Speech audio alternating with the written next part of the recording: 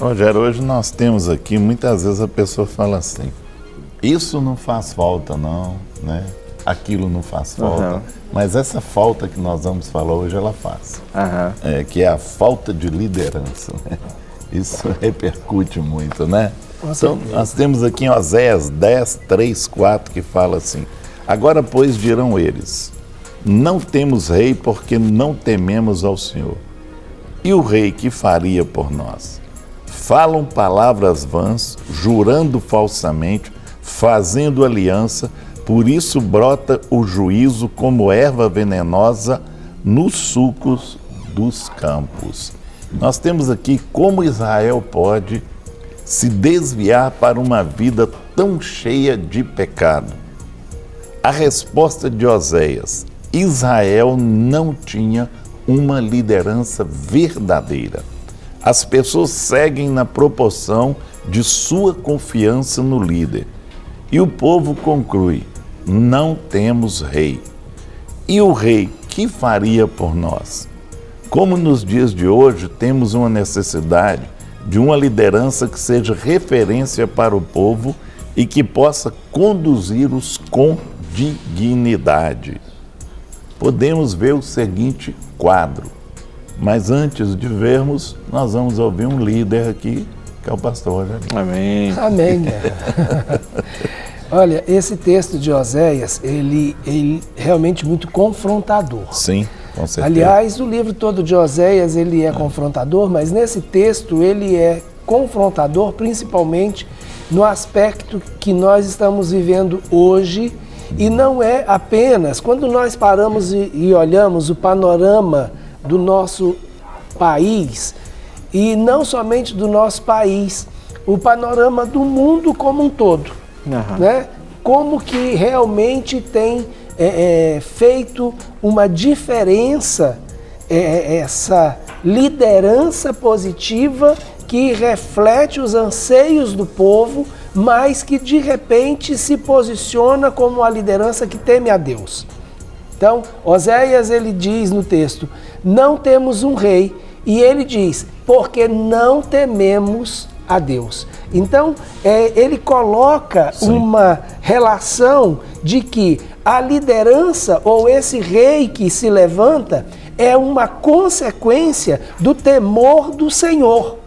E aí nós vamos ver aquele texto muito conhecido, né, que a gente tem, de que feliz é a nação cujo Deus é o Senhor. É porque muito se bom. Deus é o Senhor, Ele levanta uma liderança que é uma liderança de acordo com o coração dele e que vai responder aos anseios e às necessidades do povo. Verdade. Quando nós olhamos, eu citei, né, a situação não só no Brasil, mas no mundo de uma maneira geral, nós vamos ver que o mundo hoje ele está caminhando exatamente nessa direção. Sim. Nós vemos a Europa como um todo atrás de buscar uma liderança que realmente seja uma liderança que seja compatível, né? Nós vemos essa falta e essa liderança, essa disputa por uma liderança que também é necessária hoje dentro do contexto dos Estados Unidos. Nós vemos essa liderança hoje transitória no Brasil e em toda a América Latina, quase como um todo.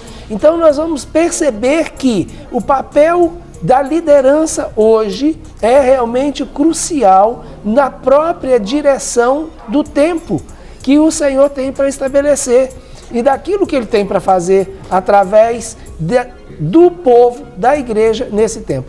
E olha que eu nem falei com relação à igreja, né? Tá certo. Verdade. Porque nós já até colocamos isso num outro programa anterior, quando ele fala que a falta de liderança é por causa dos sacerdotes, porque os sacerdotes, o próprio Oséias. Então, Oséias já tratou a questão do sacerdócio, né? Que os sacerdotes rejeitaram o conhecimento de Deus e por isso o povo caiu no sistema de idolatria e de prostituição espiritual. Verdade. Então, essa questão, por isso que eu não toquei nesse assunto hoje, porque nós já tratamos esse assunto um pouquinho antes. Mas no contexto geral, a liderança, quando ela vem para um povo que teme o Senhor, essa liderança ela vai ser instrumento para a bênção do povo, porque o Senhor quer abençoar aqueles que o temem. E isso é claro, e a promessa do Senhor é esta, não é? Que Ele é galardoador daqueles que o buscam, crendo que Ele existe. Amém. Então, se há temor do Senhor no povo, a liderança que será estabelecida será uma liderança em Deus para abençoar o povo. Glória a Deus, exatamente. Temos já algumas participações. Por favor, peço oração por mim e minha família. Me chamo Celi ou Celi. Nós vamos orar assim, viu, querida? Aqui no final do programa. Nós temos aqui uma outra participação. Paz do Senhor a todos. Deus abriu uma porta de emprego, mas hoje eu não consigo ler a Bíblia como antes. O que eu faço para não me afastar da palavra? E aí, Guerra?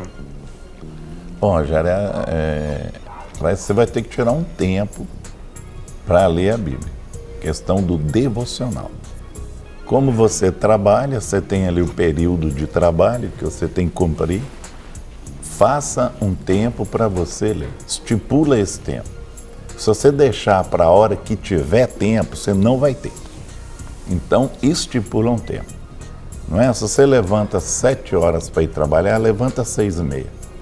Tira meia hora ali, de 6h30 a 7, para você ler a Bíblia, estudar e tal. E orar. Não é? Faça esse tempo. Se você ficar esperando surgir um tempo, você não vai fazer mesmo, não. Então, tá? Deus já te deu a resposta, abriu a porta, então agora dê esse tempo.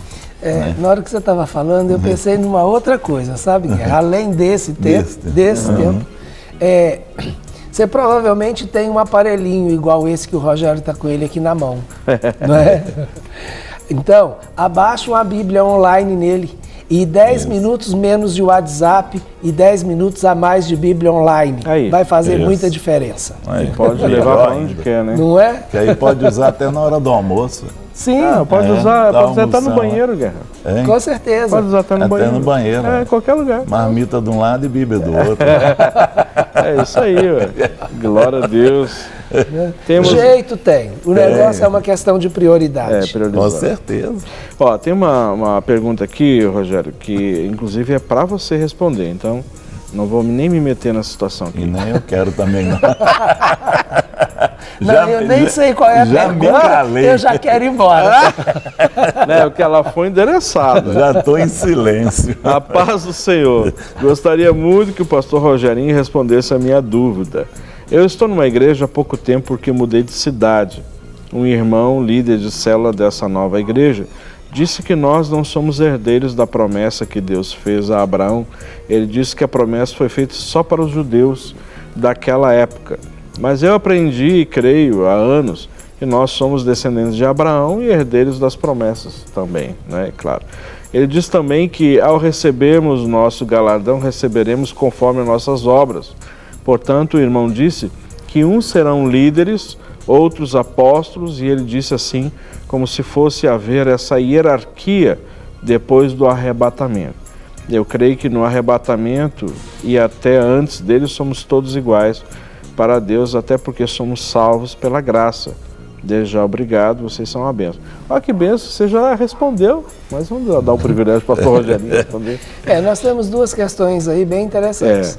Eu vou tentar ser breve. A primeira é que nós somos herdeiros, sim, das promessas feitas para Abraão, porque Abraão não foi justificado pela obra, mas ele foi justificado pela fé, assim como nós somos justificados pela fé em Cristo Jesus. Então, as promessas que vieram para Abraão, elas vêm sobre nós. Até porque Deus é um Deus fiel e a promessa que ele fez para Abraão é que a partir dele, lá em Gênesis 12, conforme está escrito, a partir dele seriam abençoadas todas as famílias da terra.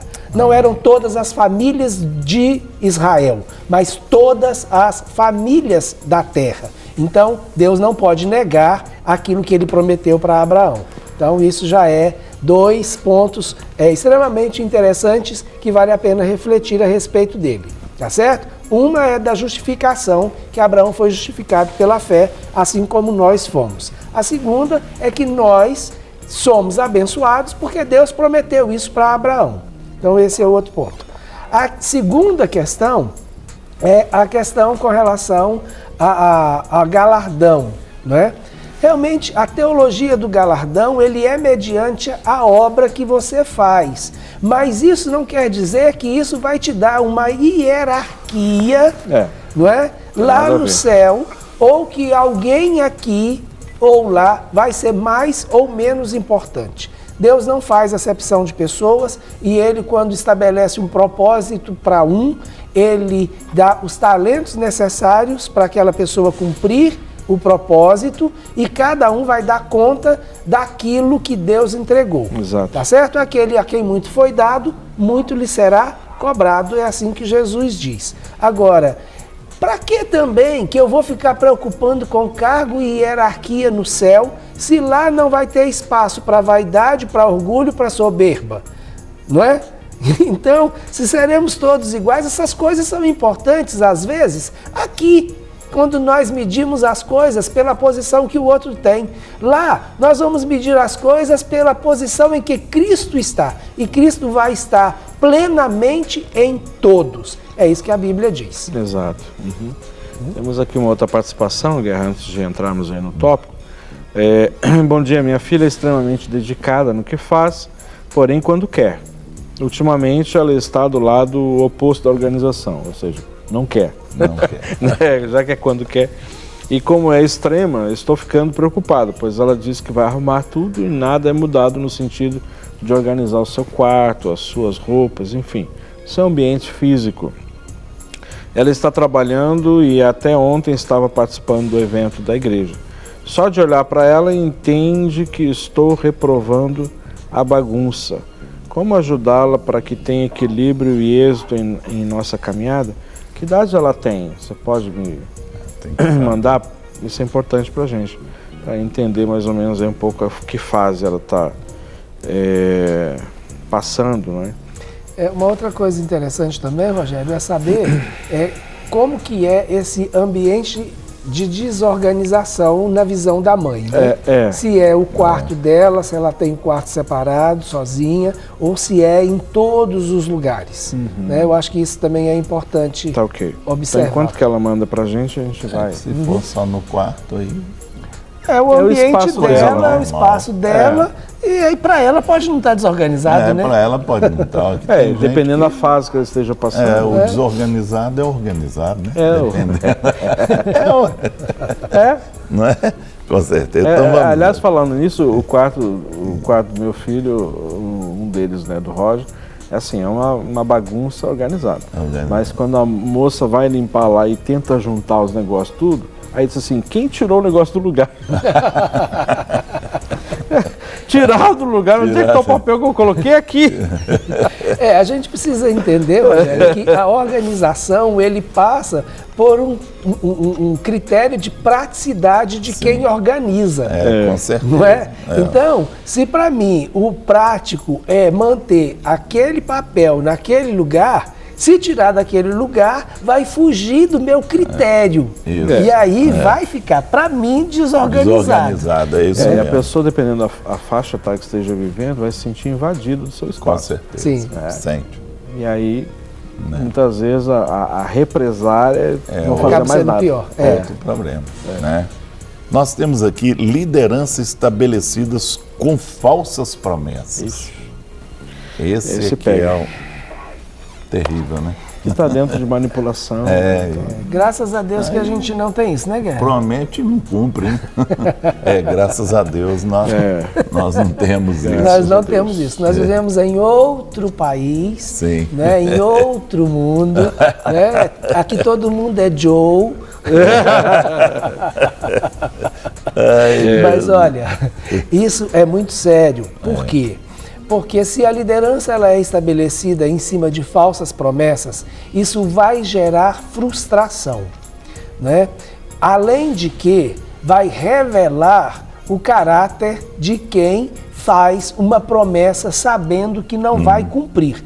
Eu não estou nem querendo colocar isso no sentido de pecado, porque isso é um pecado, né? Se você sabe que não vai cumprir e promete, você está mentindo.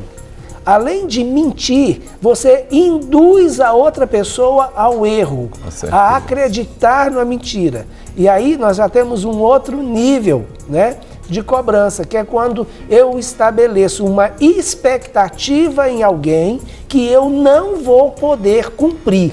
E aí, essa pessoa, ela vai se sentir realmente traída, ferida, decepcionada, frustrada, né? E não vai ver aquilo que ela gostaria de ver. Então, quando estabelecer uma liderança, se tiver que fazer promessas, faça promessas que realmente terão condições de serem cumpridas. Então, há umas coisas, por exemplo, a gente vê, né, que principalmente nesse período agora que nós estamos vivendo, um período eleitoral, onde você sabe que aquilo que aquela pessoa está prometendo não depende dela. Então ela não vai ter condição de cumprir aquilo que ela está propondo ou aquilo que ela está falando que vai fazer. É muito interessante esse aspecto, porque uma das coisas que a gente faz quando a gente trabalha com avaliação de uma meta num programa de coach, um dos itens que a gente precisa avaliar é que se aquela meta ou aquele propósito se está no meu controle. Se aquilo não está no meu controle, eu não posso estabelecer aquilo como uma meta. E assim são as promessas. Se eu prometo, mas não sou eu que estou no controle daquilo, se aquilo não depende de uma ação minha ou exclusiva minha para ser executada e cumprida a promessa, então eu não posso prometer, né? Eu posso ter uma intenção, mas uma promessa não. Por quê? Porque eu não estou no controle. Eu posso ter o desejo, mas isso não é uma meta. Desejo e sonho é uma coisa, uma meta é outra. Então, promessas precisam ser cumpridas. E se não tem condição de se cumprir, então é melhor que não as faça, né? Ok. Vai lá, Guerra. Nós temos aqui acordos e alianças visando os próprios interesses, não é? Então, muitas vezes há esses acordos e aliança, mas o interesse está sempre canalizado em quem está fazendo aquele acordo e aliança. E não está preocupado com, né, com o povo, com o que está acontecendo, com as circunstâncias, com o que vai acontecer dali para frente também. Tem preocupação. É o aqui e agora. É o aqui e agora. O resto zera. Né? Os nossos amados do Nordeste, eles vão entender muito bem isso. Farinha pouca para o meu pirão primeiro. Exatamente. É isso mesmo. Traz o meu primeiro. Né? É exatamente essa versão de que eu vou estabelecer alianças e acordos olhando o meu próprio benefício. Se sobrar para o outro, ok, mas primeiro eu. E não deve ser assim, né? Até porque a gente tem batido muito na tecla de que liderança é influência. E se eu, para exercer liderança, eu estou exercendo influência, que tipo de influência eu vou exercer se tudo que eu pego, o melhor é para mim, e se antes de qualquer um outro receber, eu tenho que receber a minha parte? Se o eu é o foco, que tipo de influência eu estou tendo? Que tipo de resultados eu terei? Então essa não é realmente uma boa liderança. Não é uma liderança saudável. Eu preciso entender que eu posso ter sim os benefícios de estar naquela função de liderança, mas a minha responsabilidade não é comigo. A minha responsabilidade é com aqueles que estão debaixo de mim, né? Então, eu sou responsável e é exatamente esse peso que o texto de Oséias traz. Não é? Isso mesmo. O que os reis têm feito por nós? Não é? O que poderá o rei fazer por nós? Olha, vocês já imaginaram? É exatamente esse peso. Se os reis só estão pensando em si mesmos, em fazer alianças para beneficiar a si mesmo, Então, de que adianta o rei? O que o rei pode fazer por nós? E é esta exatamente a palavra que Oséias traz. É esse o questionamento que Deus, através do profeta, coloca para nós e que já foi lido e comentado aqui.